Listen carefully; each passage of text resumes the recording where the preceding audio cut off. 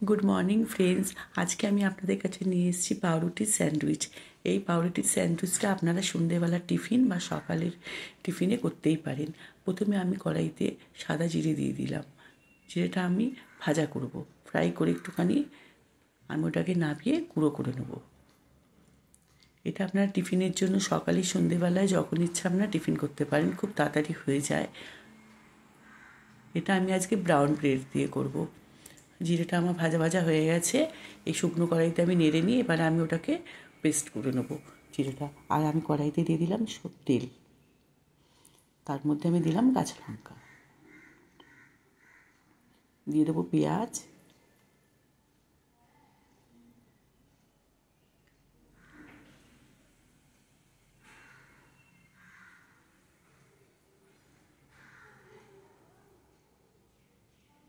কেটে রাখা আলু দিয়ে দেবো,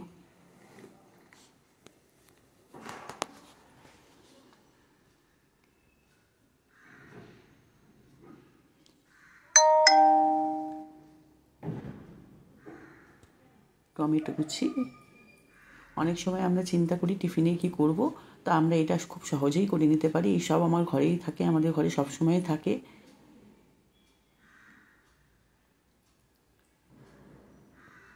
আমি এর মধ্যে ভাজা জিরেটা গুঁড়ো করে দিয়ে দিলাম। হলুদ দেবো,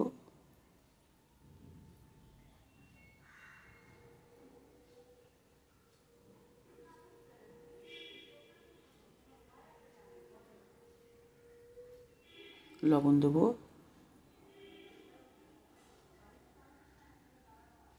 স্বাদ মতন চিনি দেবো। এবার এটাকে একটু ভালো করে নেড়ে নেবো।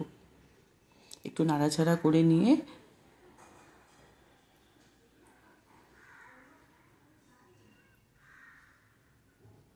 আমি একটু জল দিয়ে দেবো, জল দিয়ে চাপা দিয়ে দেবো। আলুটা আমি একটু সেদ্ধ হতে দেবো। কিছুক্ষণ বাদে খুলে দেখবো ওর মধ্যে জল একদমই থাকবে না, জলটা শুধু সেদ্ধ হতে হওয়ার জন্যই দেওয়া। আর আলুগুলো গলে গেছে, আমি আলুগুলো একটু হাতা দিয়ে একটু পেস্ট করে নিচ্ছি।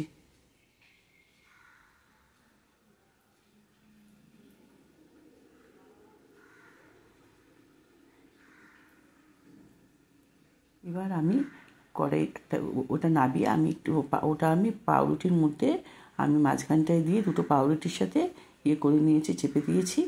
আর এবার আমি ওর মধ্যে ফ্রাই প্যান বসিয়ে একটু তেল দিয়ে দেবো, রিফাইন তেল।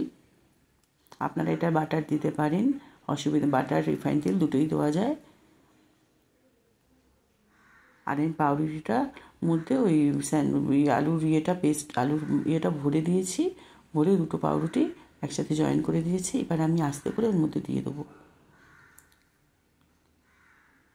দিয়ে আমি এক সাইডে করে দেখবো একটুখানি হয়ে গেছে, আবার অপোজিট পাল্টে নেবো। আমার পাউরুটির স্যান্ডউইচ রেডি হয়ে গেছে। দেখে নিন কেমন হয়েছে। টিফিনের জন্য এটা খুব ভালো। পরবর্তী রেসিপি নিয়ে আমি আবার আসবো। আপনারা পাশে থাকবেন, সাথে থাকবেন। আজকের মতন আসছি, বাই।